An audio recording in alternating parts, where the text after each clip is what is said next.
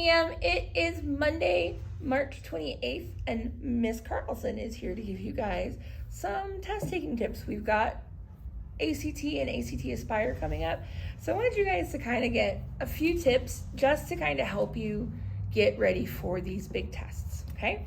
First tip, biggest one, is make sure that you get a good night's sleep the night before and have a good high quality breakfast that morning. So for those of you who like to play your video games until 1 or 2 o'clock in the morning, that is not the night to do that. Go to bed kind of at a normal, decent time. And then a Starbucks is not going to cut it in the morning. So you've got to make sure that you eat a good breakfast, okay? The next thing, tip number 2, is make sure that you don't engage in negative talk, all right? Using the I don't knows and I don't think I can do this or whatever, that's just going to set you up for failure. You should do a lot of the I can do this, I will do a good job, I'm awesome, I'm going to totally rock this test. If you can do that, then 100% you're going to do a great job. The next thing is make sure that you use your scratch paper, okay? Every time you guys get a test, you have your scratch paper there, and a lot of times we get it back with nothing written on it.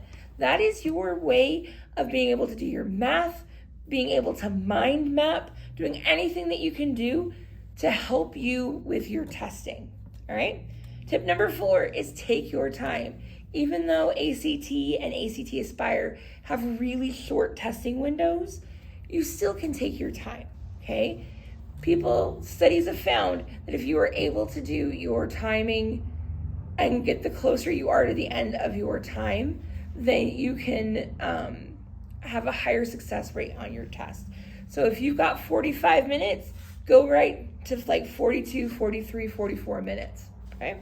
And the last one is make sure that you read and listen to the directions carefully. Because guess what? Every test is a little different. Every test is going to look a little different. You don't know if you may be just clicking along doing whatever, and then all of a sudden you can't do something. So that's why you need to make sure that you listen to and read the instructions really carefully. I think if you do those 5 things, then you should be able to have a really great testing season this year.